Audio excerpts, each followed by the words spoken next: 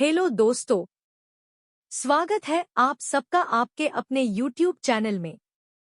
जी हाँ दोस्तों, आज हम आपके लिए एक और बड़ी खबर लेकर आए हैं। कच्चे कर्मचारियों को हाई कोर्ट ने दी बड़ी राहत, 6 महीने में परमानेंट करने के आदेश, बकाया वेतन भी मिलेगा।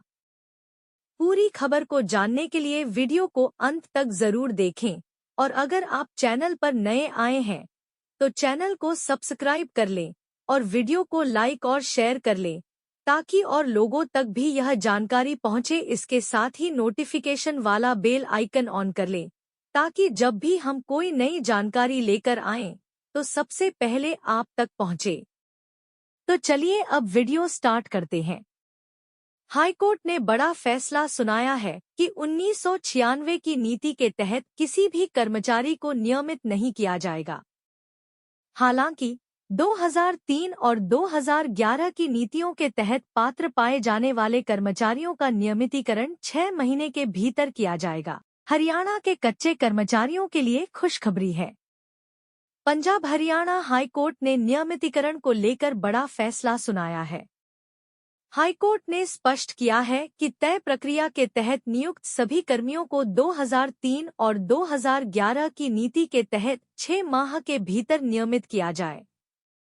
1996 की नीति के तहत अब किसी भी कर्मचारी को नियमित नहीं किया जाएगा।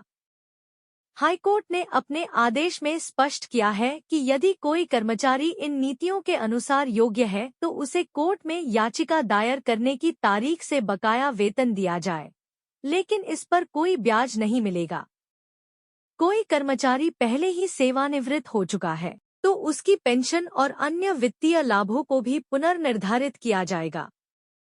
कच्चे कर्मचारियों को हाई कोर्ट ने दी बड़ी राहत, 6 महीने में परमानेंट करने के आदेश, बकाया वेतन भी मिलेगा। हाईकोर्ट ने बड़ा फैसला सुनाया है कि 1996 की नीति के तहत किसी भी कर्मचारी को नियमित नहीं किया जाएगा।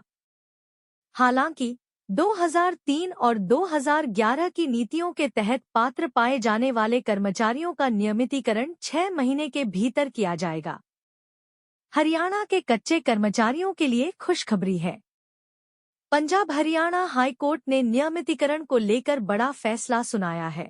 हाईकोर्ट ने स्पष्ट किया है कि तय प्रक्रिया के तहत नियुक्त सभी कर्मियों को 2003 और 2011 की नीति के तहत 6 माह के भीतर नियमित किया जाए। 1996 की नीति के तहत अब किसी भी कर्मचारी को नियमित नहीं किया जाएगा। हाईकोर्ट ने अपने आदेश में स्पष्ट किया है कि यदि कोई कर्मचारी इन नीतियों के अनुसार योग्य है तो उसे कोर्ट में याचिका दायर करने की तारीख से बकाया वेतन दिया जाए, लेकिन इस पर कोई ब्याज नहीं मिलेगा। कोई कर्मचारी पहले ही सेवानिवृत्त हो चुका है तो उसकी पेंशन और अन्य वित्तीय लाभों को भी पुनर्निर्धारित किया जाएगा। हरियाणा सरकार के विभिन्न विभागों, नगर निगमों और सार्वजनिक क्षेत्र की कंपनियों में कार्यरत कर्मचारियों ने सेवा नियमित करने की मांग को लेकर हाईकोर्ट में 151 याचिका दायर की थी। इन कर्मियों ने 1996, 2003 और 2011 की नीतियों के तहत नियमित करने की मांग की थी। गुरुवार को पंजाब एवं हरियाणा हाई कोर्ट के जस्टिस जगमोहन बंसल की अध्यक्षता वाली पीठ ने विभिन्न नीतियों के तहत दाखिल याचिकाओं का निपटारा करते हुए स्पष्ट किया कि 1996 की नीति के तहत किसी भी कर्मचारी को नियमित नहीं किया जाएगा। हालांकि 2003 और 2011 की नीतियों के तहत पात्र पाए जाने वाले कर्मचारियों का नियमितीकरण 6 महीने के भीतर किया जाएगा।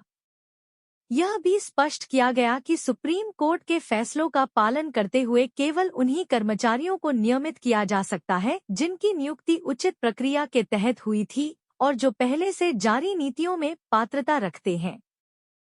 पंजाब हरियाणा हाई कोर्ट ने स्पष्ट किया कि 2014 में नियुक्त किए गए कर्मचारियों को पूर्व की किसी भी नीति के तहत कोई लाभ नहीं मिलेगा।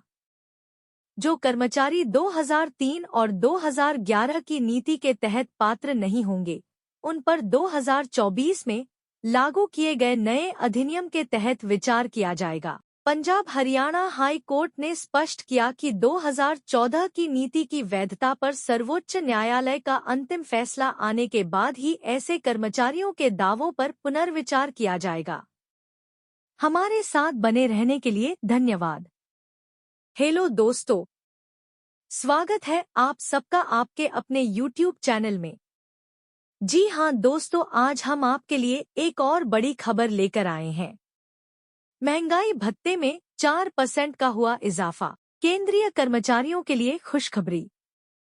पूरी खबर को जानने के लिए वीडियो को अंत तक जरूर देखें और अगर आप चैनल पर नए आए हैं तो चैनल को सब्सक्राइब कर लें और वीडियो को लाइक और शेयर कर लें ताकि और लोगों तक भी यह जानकारी पहुंचे। इसके साथ ही नोटिफिकेशन वाला बेल आइकन ऑन कर लें ताकि जब भी हम कोई नई जानकारी लेकर आएं तो सबसे पहले आप तक पहुंचे।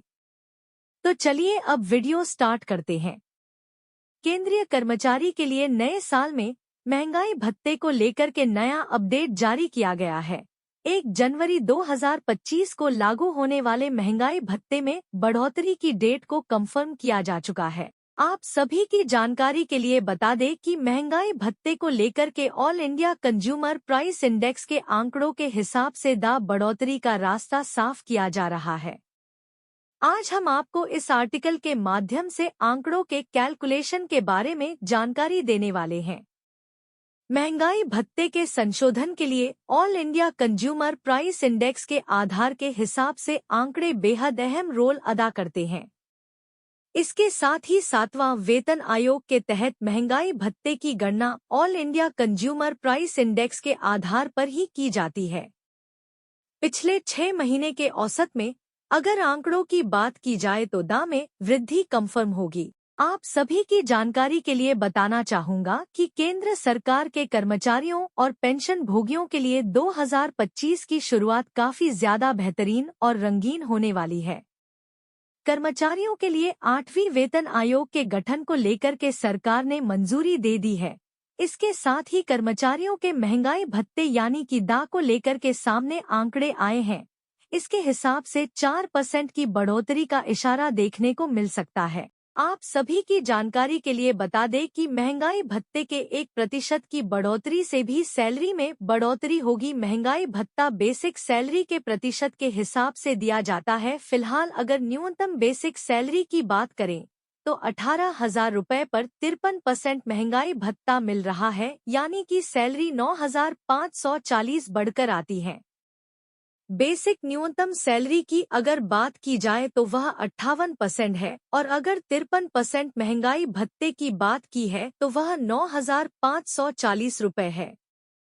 57% महंगाई भत्ता होने के बाद 10,260 रुपए सैलरी का लाभ प्रदान किया जाएगा, यानी कि बढ़ोतरी के अगर बात करें तो 720 रुपए प्रतिमाह बढ़ोतरी का फायदा मिलेगा। आप सभी की जानकारी के लिए बता दें कि महंगाई भत्ते में बढ़ोतरी की घोषणा को आमतौर पर मार्च और अक्टूबर के महीने में ही किया जाता है।